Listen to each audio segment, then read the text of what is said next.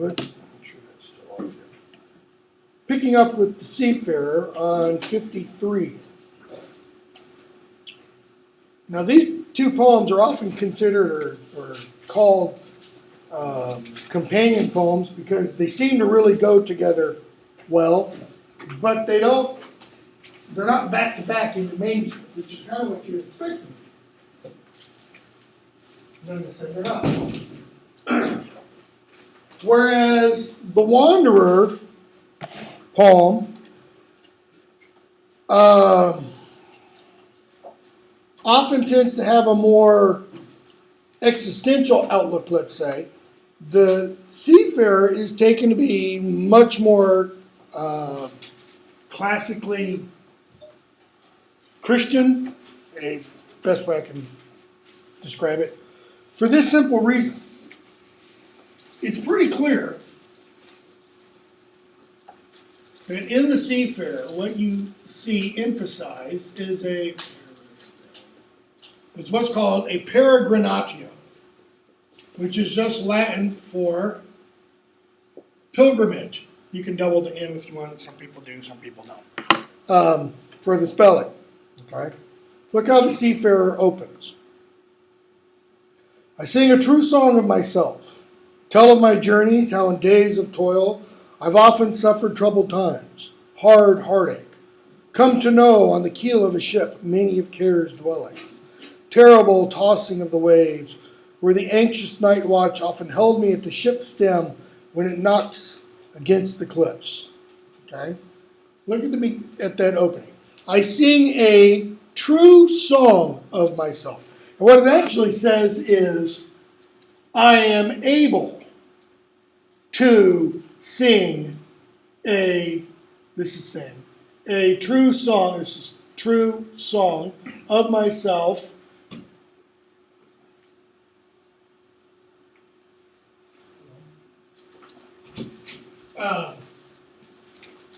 to recite, to tell of my journeys, that's the reckon, okay, how in days of toil I've often suffered troubled times. So we begin to see almost immediately there's the same thing. Somebody journeying in troubled times.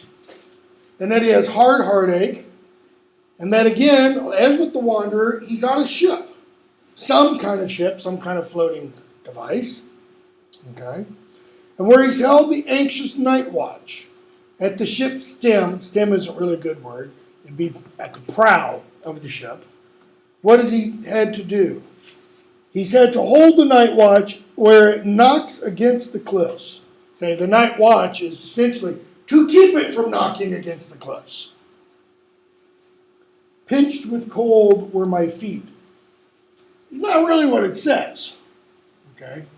What it says is his feet were called to Ythrumnen, wearing me in feet. Cold bound. This isn't the word from which we get bound, but it's related to the meaning. Cold bound were my feet. Okay? Frost, this is the word for bound. Frost bound. So cold wrapped. Frost bound. His feet, he's saying, are in ice. Why? Because he's not in a big, three-masted clipper ship. He's in one of those little coracles, and the water has spilled over the sides, and now it is freezing, literally, inside the keel, or inside the hull. While cares seethed hot around my heart. Notice the juxtaposition. The coldness of his feet and the hotness of his heart. Okay? They seethed, they boiled hot around his heart. Meanwhile, hunger tore from within my sea-weary mind. This guy's got it bad any way you count it. Okay? Plagued with hunger, burdened with problems in his heart, and he's freezing cold. That man does not know. What man? He whose lot is fairest on land. The guy who's sitting fat, dumb, and happy in his hall at home. That man does not know how I, wretched with care, dwelt all winter on the ice-cold sea in the paths of exile, deprived of dear kinsmen, hung with icicles of frost, while hail flew in showers. Now there's a huge difference between the wanderer and the seafarer. The seafarer goes out purposefully on the sea. That is, the seafarer really has a choice. The wanderer is seeking a new Lord. The seafarer is not. The seafarer still has home back there. There's still a town he can go back to. Okay? The wanderer doesn't have any of that. I heard nothing there but the noise of the sea, the ice-cold waves. A wild swan song sometimes served as my music. The gannet's call and the curlew's cry for the laughter of men. He's replacing all those sounds he would hear in the hall with sounds that he hears on the ocean. The seagulls singing for mead drink. Okay? So if life like this is so horrible, why does he do it? Why does he go on this pilgrimage? What kind of pilgrimage is it? Is it a pilgrimage like Chaucer's Canterbury Tales? We're on our way to Canterbury to visit the shrine of Thomas a Becket? No. It's not that at all. It's a different kind of peregrinatio. Okay? Storms beat the stone cliffs where the tern answered them. Notice the emphasis on the birds. Icy feathered. Often the eagle screamed, dewy feathered. No sheltering family could bring consolation to my desolate soul. Why an image on a sheltering family? Because the tern has its family, the eagle has its family, but I don't. My soul, he says, is desolate. And so, he who has tasted life's joy in towns, suffered few sad journeys, endured, patiented, if you want, few sad journeys. This individual scarcely believes, proud and puffed up with wine, drunk, in other words.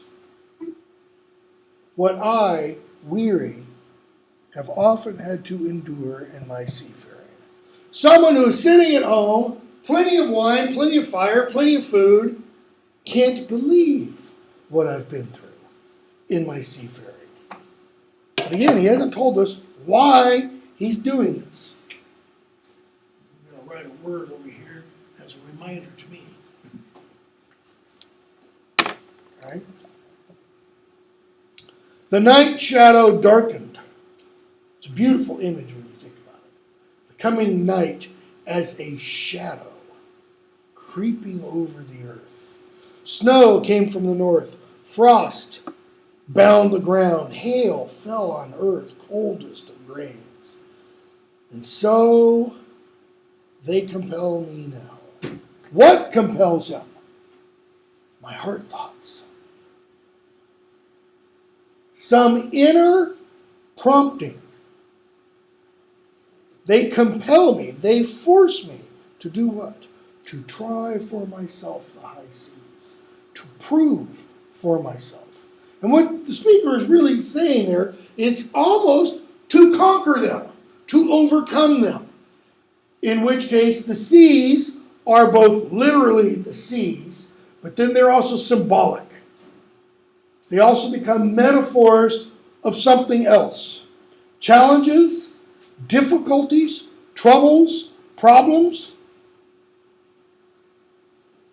The tossing salt stream. My heart's desire urges my spirit time and again to travel. To travel where? So that I might seek far from here a foreign land. And I don't know of any scholar, and I've done quite a bit of reading of scholarship on this poem, I don't know of any scholar that suggests that when he speaks of a foreign land, he's talking about Germany, Norway, Iceland, Scandinavia. He's not talking about that. This speaker is talking about a real foreign land. Heaven. The complete other land. Okay? And this kind of journey is not, again, peculiar to whoever this author is. We have earlier works in, I think this one's in Welsh. It's either Welsh or Old Irish. For example, the Voyage of St. Brendan. Okay. St. Brendan, Irish saint who went off in a boat, and depending on what you believe about him or not, might have discovered America, might have discovered somewhere else. Okay, it's kind of on this kind of image, again referring to Tolkien. Tolkien does a lot of stuff that he has in parts of the Silmarillion and Lord of the Rings with people sailing off to Valinor and things like that. It's probably related to the whole Arthurian thing of taking Arthur off to Avalon, okay, which is an island in the west somewhere. So he says, his thoughts compel him to seek a foreign land. And so no man on earth is so proud in spirit, nor so gifted in grace, nor so keen in youth, nor so bold in deeds, nor so beloved of his Lord, that he never has sorrow over his seafaring. In other words, no matter how well you have it, if you do, or if you are proud in spirit, if you have been given all kinds of grace, if you are very keen in your youth, if you are or show great boldness in deeds, and if you are greatly beloved by your Lord, then if you go off on this kind of pilgrimage, you will suffer. None of those gifts will be enough. When he sees what the Lord might have in store for him. Well, what does that mean, in store? A store is a place of storage. It's a place you go to get things, take stuff out. So, where might the Lord have this store for him? This deposit of whatever on the journey. Okay? And this is why I wrote the word ascetic. This is an ascetic pilgrimage. Ascetic, ascetics, plural, noun, referred to Christians in the early period of the church, and there are still many ascetics today. Today we call them monks or nuns, okay, who dedicate their lives to proving themselves. And what I mean by that is not proving themselves wise or smart or strong or faithful, but proving themselves sinful. And their goal, their idea, is to try, meaning to test, to remove sin through things like prayer and fasting and other ascetic feats. Okay? There's a great Old English saint, probably known by whoever composed The Wanderer. I'll put it over here. Named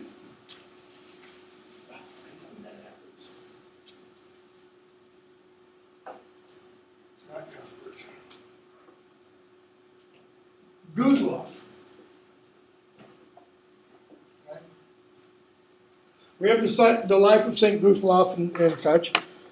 Guzloff was known for going out into the North Sea on the northeastern coast of Britain, and he'd go out and stand in the North Sea so that the ocean would come up to about his neck, and he would stand there for hours. just to suffer. Not because he enjoyed suffering, but to prove to his mind and to his heart that the body wasn't everything. That the spirit was also important. And that the spirit could have control over the body. It's the same reason why people do fasts. Okay? He, that is, the man who goes off to do these things, he has no thought of the harp or the taking of rings. That is, you go off on this kind of ascetic pilgrimage. You're not thinking of joy. You're not thinking of pleasure. You're not thinking of wealth, nor the pleasures of woman or joy in the world, nor anything else but the tumbling waves. Tumbling. You ever been on a boat or ship? It's really tumbling. Even hardened, sailors will lose their lunch, okay, if it's really rocking and rolling. That's what he's talking about. That's what he means by the tumbling waves.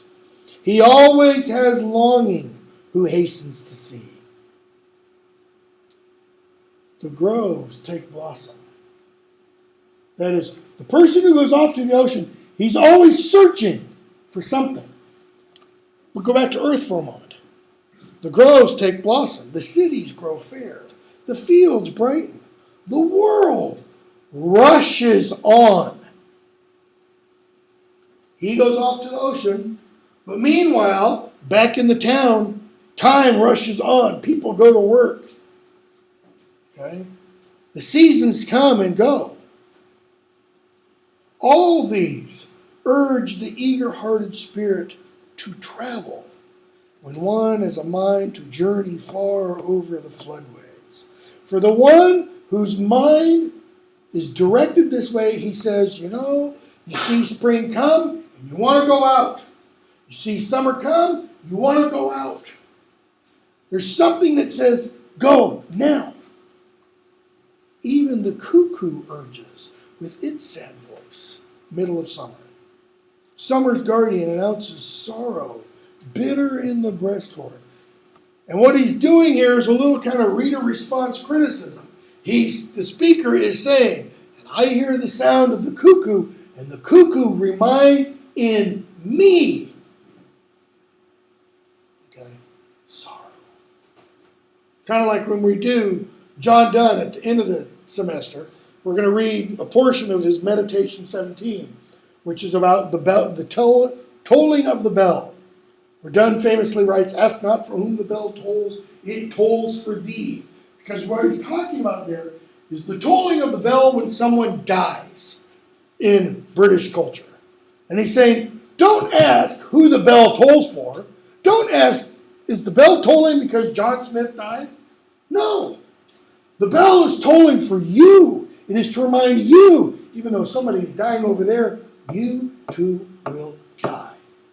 So take this person's death as a reminder of your own impending death. Okay? He says, the cuckoo serves as a reminder for me that there's sorrow in my breast orb. He does not know. He who? The man blessed with ease.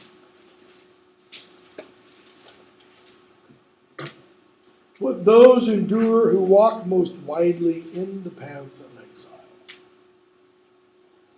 Those who are sitting fat, dumb, and happy in life don't understand. And so now my thought flies out from my breast. My spirit moves with the sea flood, roams widely over the whale's home to the corners of the earth, and comes back to me, greedy and hungry. Almost like he's having an out-of-body experience. He's sitting there in his little boat, and he says, and I send my spirit forth. And it goes, and it sees the whole wide expanse of the world. And then it comes back to me, what? Greedy and hungry. Greedy and hungry for what? The lone flyer cries out. Probably a bird. incites my heart irresistibly to the whale's path over the open sea. The lone crier could be the cuckoo. He hears one stupid bird singing. Time to go. Why? Because hotter to me are the joys of the Lord than this dead life loaned on land. Well, what are the joys of the Lord? Overcoming the problems of the flesh, as an example. Overcoming hunger.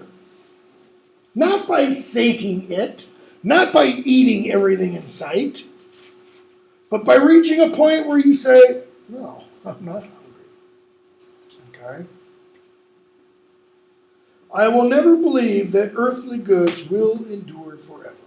Like the wanderer said, here wealth is what? Fleeting. Here friend is fleeting. Here man is fleeting. Here woman is fleeting. Everything here on this patch of earth, he says, will stand empty or idle. Okay? Always for everyone, one of three things hangs in the balance before its time. Nice little proverb that applies to everybody, the speaker is saying. Illness, or age, or attack by the sword wrests life away from one doomed to die. If you are doomed to die, then it's going to happen. And how is it going to happen? Illness, or age, or attacked by the sword. He's saying there's nothing you can do about it. But prepare. Know that you are doomed to die. Because we all are, right? Two things. Two assurances in life. Taxes and death. That's it. Okay? And so for every man, the praise of posterity of those coming after is the best eulogy. Eulogy, beautiful word, that's what it means. And so the praise of posterity, he says, that is the best thing you can ever have. Somebody coming after you saying, so-and-so lived a good life. So-and-so was a good person. That's why when you go to a funeral, you hear eulogies. You don't hear dislogies. You don't hear, Fred was a dirty rotten SOB. Stole everything I had in life. Frankly, I'm glad he's dead. May he rot in hell. You don't do that. Even if that's secretly what you think. Okay?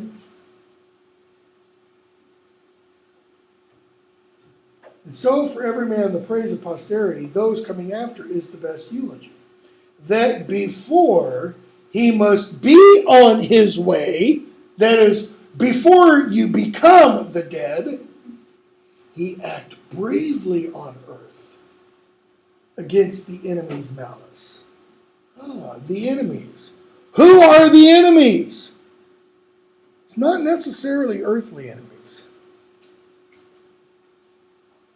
Do bold deeds to beat the devil.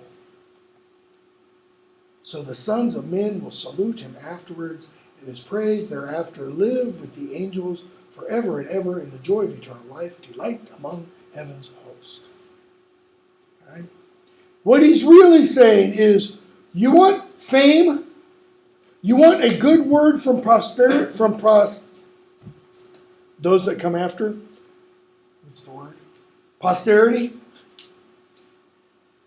Don't seek for it among those that come after. Here.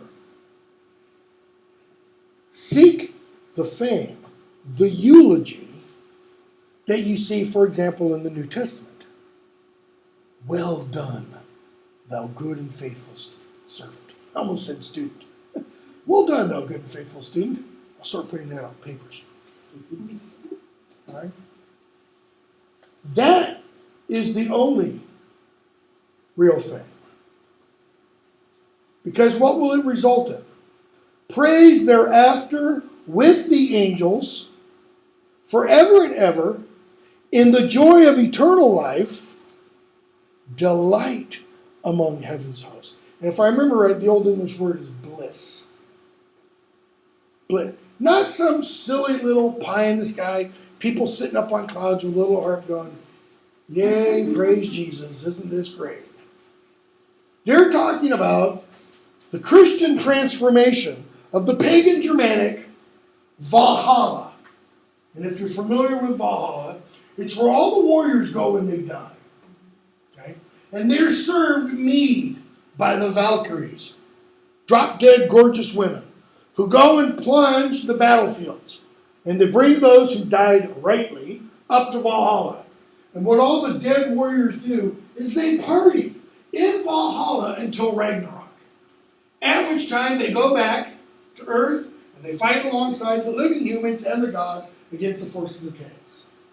Okay? And what the early Christian church did in England when it came back with the Roman Catholics is they took that image of Valhalla and they baptized it. And they said, oh yeah, heaven will be like Valhalla.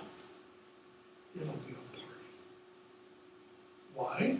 Because you have all the references throughout the New Testament to the wedding feast of the Lamb. They understood what a wedding feast was like. Anglo-Saxons did.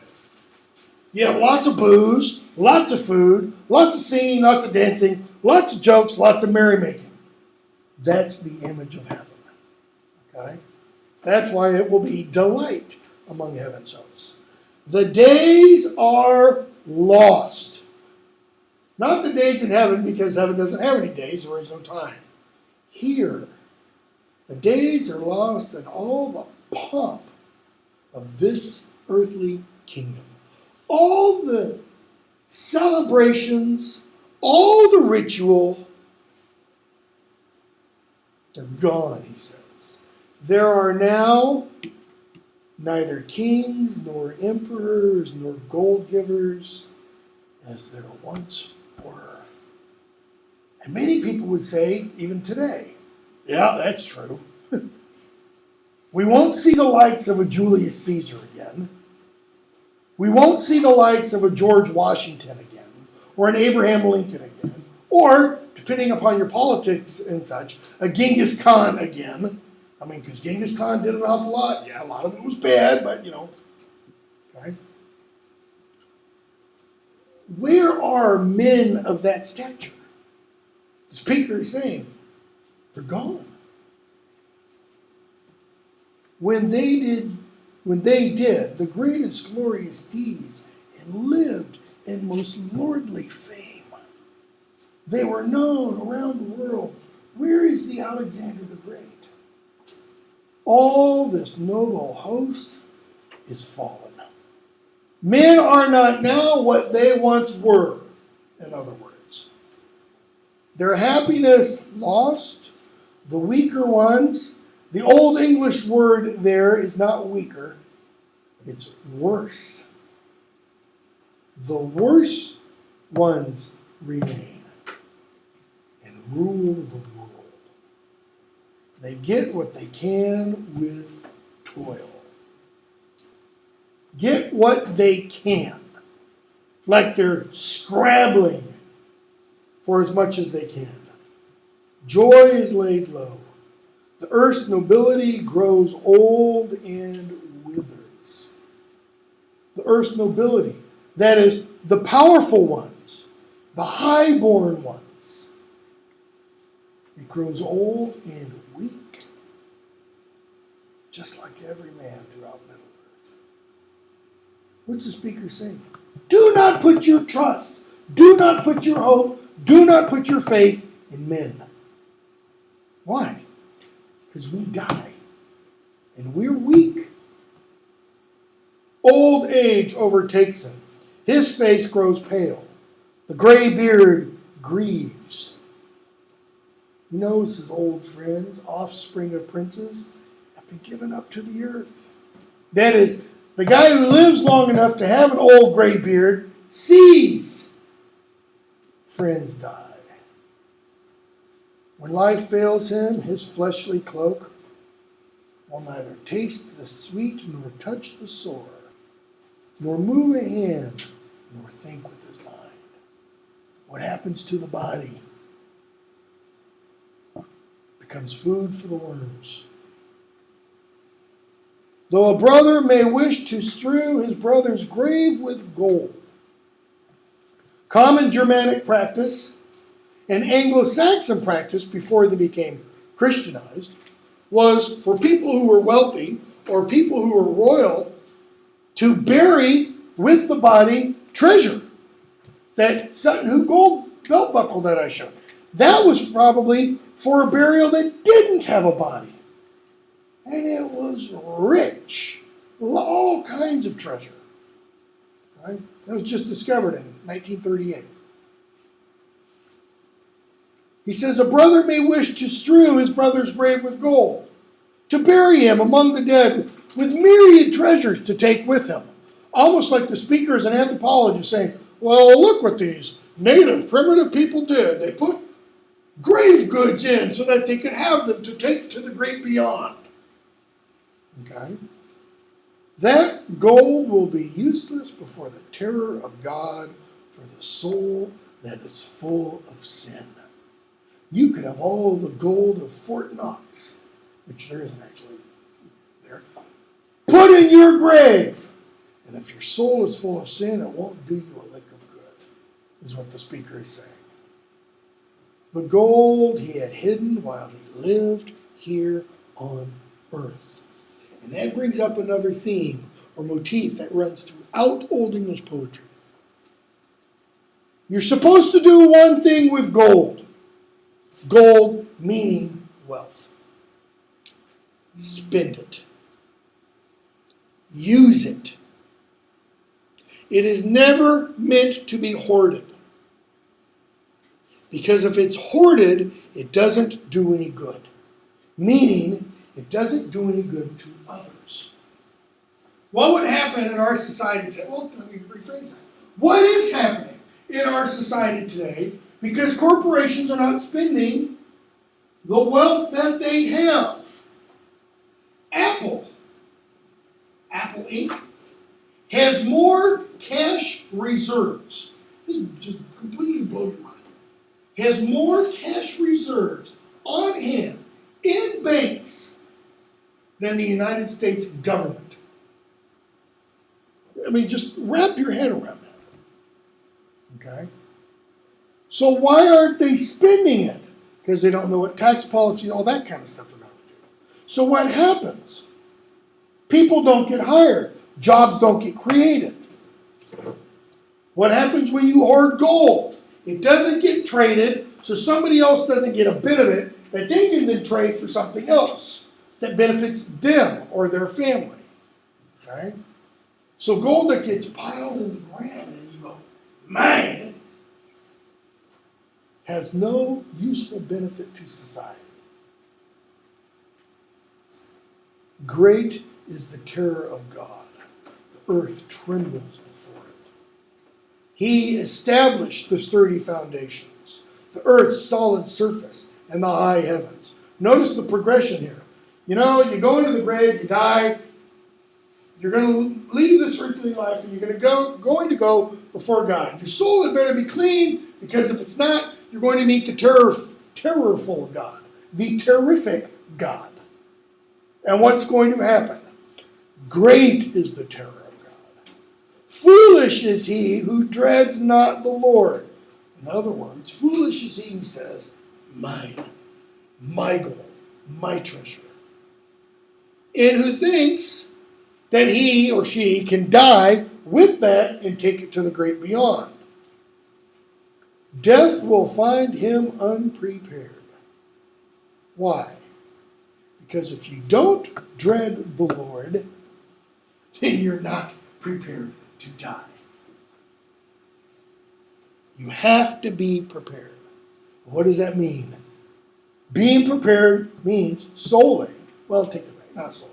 But it means saying, I am not Lord and Master of my destiny. I am not captain of my fate.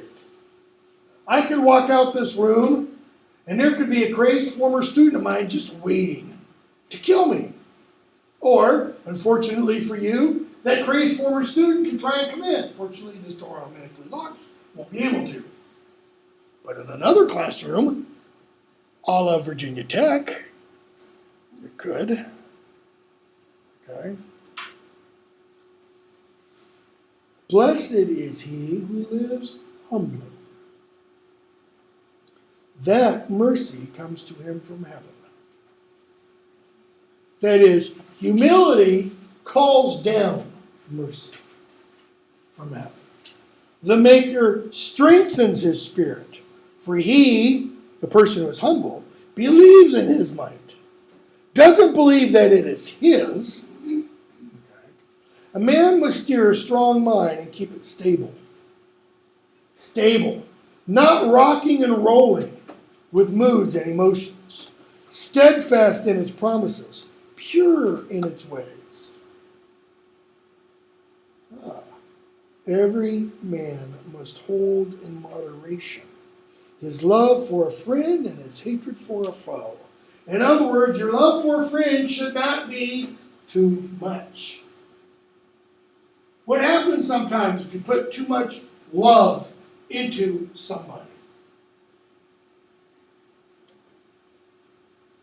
Probably every person in here, at one point or another, has broken up. Okay? You make yourself completely vulnerable. Similarly, you should not overly hate your foe. Something, I won't say the United States in particular, but all Western countries do. It's ingrained in our very psyche because it goes back to our founding, not founding as in the United States in 1776 or Germany in the 19th century, etc. I mean our founding, the group of people we all grew out of about 8,000 years ago, the Indo-Europeans. This idea that in order to really do battle against our enemies, we must demonize them. We must make them less than human. Because you know what you can do when you make somebody less than human? You can kill them. Guilt-free in your own mind. So the speaker says, don't overly hate your foes. Because if you overly hate them, you make them less than human. Right? What else? Though he may wish him full of fire. And then there's some gaps here, and this is because the manuscript is damaged. Or his friend consumed on a funeral pyre. We're not really sure what is meant there. Fate is greater, the Maker mightier than any man's thoughts. Now, it's unclear whether or not the author is using the Maker as synonymous with fate, is paralleling the two. Or if he is saying, by having fate is greater, the Maker mightier, that the Maker is mightier than fate. By having a progression, you have fate, and then the Maker lies behind fate. Okay? Here's why.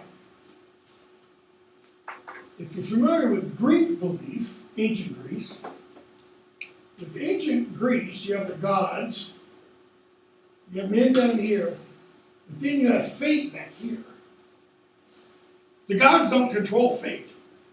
When the Oracle at Delphi tells Tiresias that Oedipus is fated to kill his father and sleep with his mother, that's because the gods can see what fate says.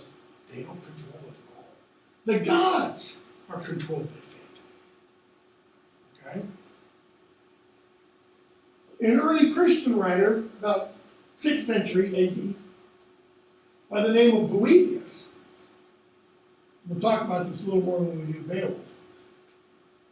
Boethius said, no, that's not how it works in the Christian system. Here's how the Christian system works.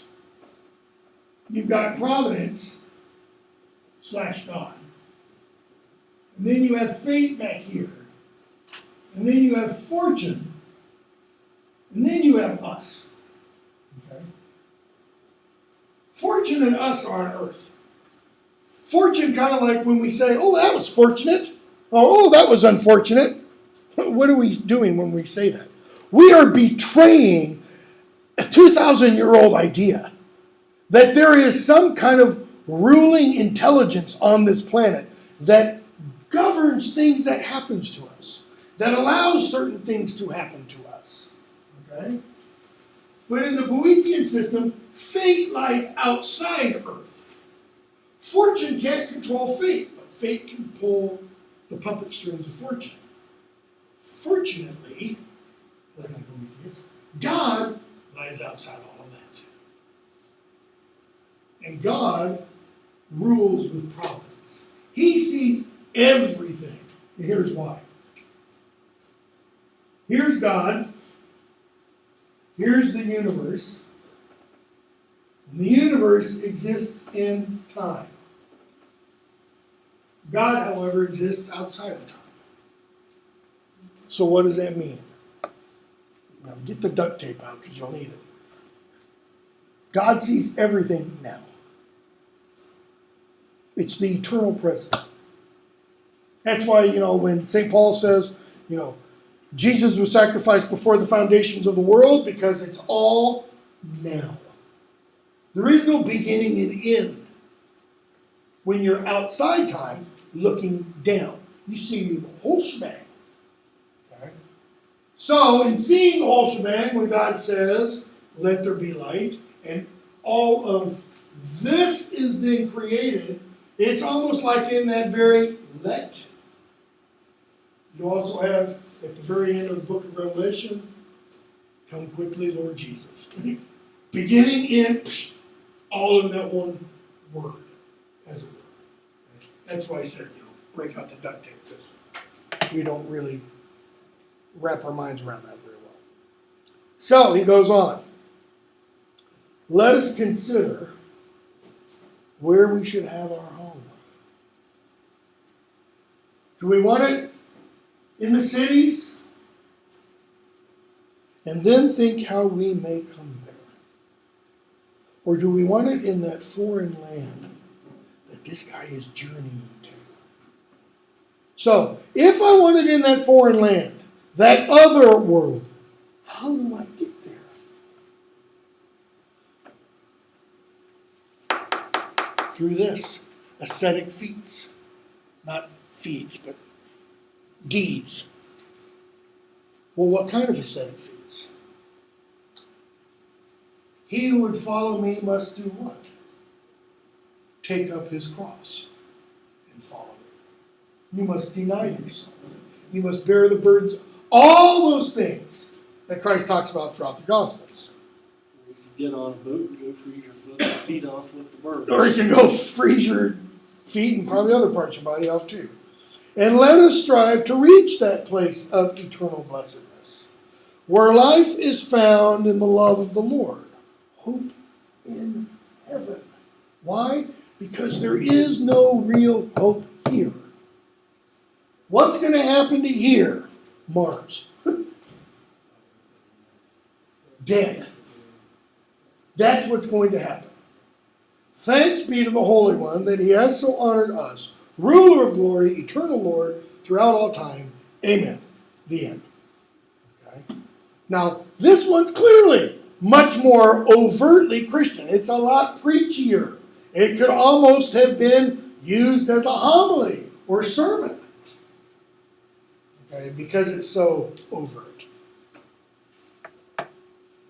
Okay, we've got 15 minutes. Let's do, real quickly, the wife's lament. We won't go into nearly as much detail. And here's why I want to do this.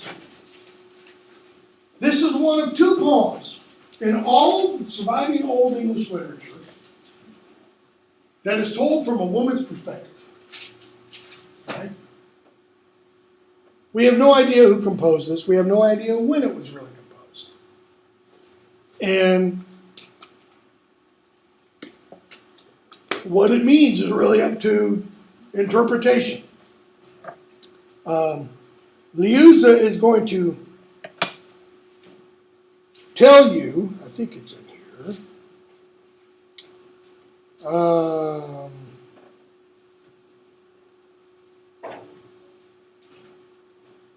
No, he doesn't in this one. It's somewhere else. He kind of guides your interpretation through his choice of words. So, the wife's lament.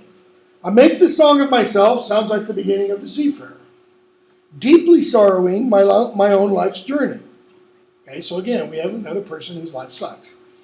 I am able to tell all the hardships I've suffered since I grew up. But new or old, never worse than now. That is, all the hardships I've had, the ones I have right now, are by far the worst. Ever I suffer the torment of my exile. Again, another person in exile. Okay, you see how important the theme of exile is. Exile is not good. People living alone is not good. Okay? First, in other words, I told you I'm going to tell my song, so I'm going to go to the beginning. First, my Lord left his people over the tumbling waves. Okay, here's first little question. We don't really know what my Lord refers to. If it means like her secular chieftain, tribal leader kind of Lord, or her husband Lord. Because if it means her husband, then that really changes some of the meaning of the poem.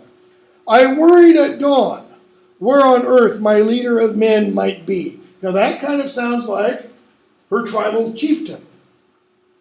When I set out myself in my sorrow, a friendless exile, to find his retainers, that man's kinsmen began to think in secret that they would separate us. What man's kinsmen? That is, what man? The Lord that was previously referred to? Or another man? It's not clear. But it is clear she sets out on exile. She sets out to find the retainers of the one Lord who left.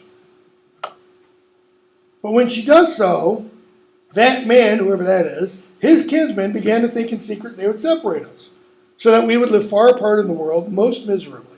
And longing seized me. Longing for whom? That man? The Lord? One and the same? So, my Lord commanded me to live here. Which Lord? The first one that left? Or that man? Or a third? I have few loved ones or loyal friends in this country, which causes me grief. Okay, so she's in a foreign land, so to speak. Then I found that my most fitting man, again, we don't know if this is one of the three possible alluded to earlier, or somebody else, that my most fitting man was unfortunate, filled with grief, concealing his mind, plotting murder. My most fitting man, what that really means is the one she loves. The one she loves, she finds out, was unfortunate. He was filled with grief. He was concealing his mind. Because what was he doing? Plotting murder with a smiling face. $100,000 question. Whose murder was he plotting? Hers or somebody else's? So often we swore that only death could ever divide us. Yeah, well, if he's plotting murder, that would be death. Nothing else. All that is changed now. It is now as if it had never been our friendship. Sounds to me like he was plotting her murder and she discovered it. And that's why it's now as if our friendship had never been. Man, is she angry. Which I would take as a natural reaction. Far and near, I must endure the hatred of my dearest one. The one she thought who loved her, but who was secretly plotting her murder, and she must now endure that. She must suffer that. Why? Because she's not dead, and because there's probably part of her for whom it's not over. Okay? They who? That man's kinsman forced me to live in a forest grove, under an oak tree, in an earthen cave. You've just had 3 very powerful pagan images referred to. A forest grove, okay, an oak tree.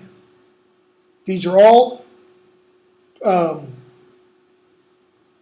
powerful images in Germanic mythology, right? And an earthen cave. So what do we have? We have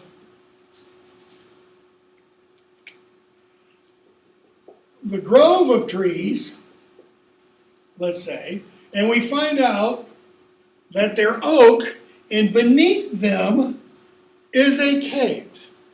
So it's like she is residing in the sacred of sacred places. But she's not doing so freely.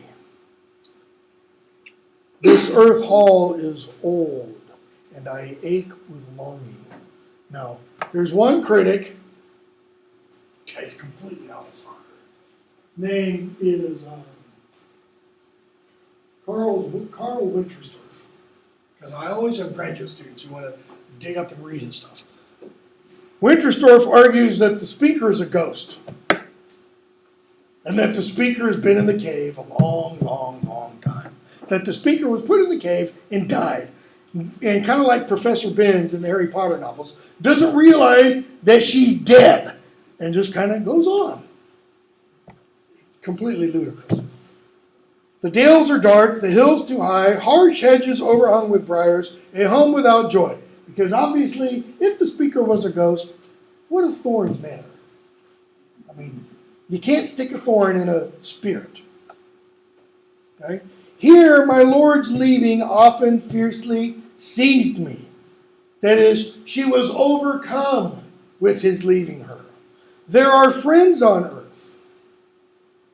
That is, she does have friends, they're just not here. Lovers living who lie in their bed.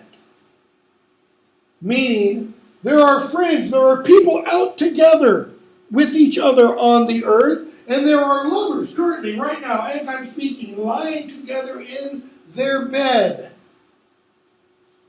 while I walk alone in the first light of dawn, under the oak tree, and through this earth cave, where I must sit the summer-long day. She can't escape, she can't get out. And there I can weep for all my exiles with many troubles. She first left the people going out searching for her Lord, and then that man's kinsman took control of her, and she was exiled. And now she's exiled yet a third time in this hole in the ground.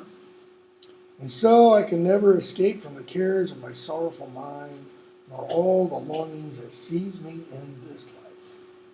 She doesn't even have the option that the seafarer has, that she can go off on a peregrinatio. She's stuck. She's like the guy sitting that I described earlier. May the young man always be sad-minded with hard heart thoughts. What young man? Just kind of generic young man? Or is she talking about a specific one?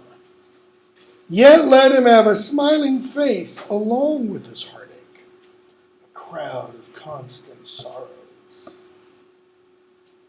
Let to himself all his worldly joys belong. That is, let him have all of his worldly pleasures. Let him be outlawed in a far distant land.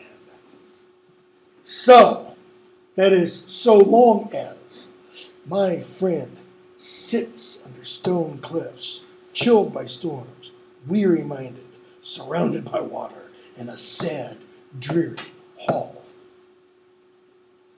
Let the guy who did this to me suffer like I'm suffering. My beloved will suffer the cares of a sorrowful mind. He will remember too often a happier home. My beloved doesn't seem to be talking about the one sitting by the cave by the ocean. Woe to the one who must wait with longing for a loved one. That's a proverb. It will be woe for the one who must wait with longing for a loved one. And I almost take that, or that almost sounds to me like a wife sitting in her home at the edge of an ocean, waiting for one who has gone off to sea who will never return. Okay. The woe is woe to the one who sits and waits. Well, what is she doing? Sitting and waiting. Is he coming back? Hell no. We don't know why, but he's not coming back. Okay? All right, we'll stop there. Half of Beowulf tomorrow.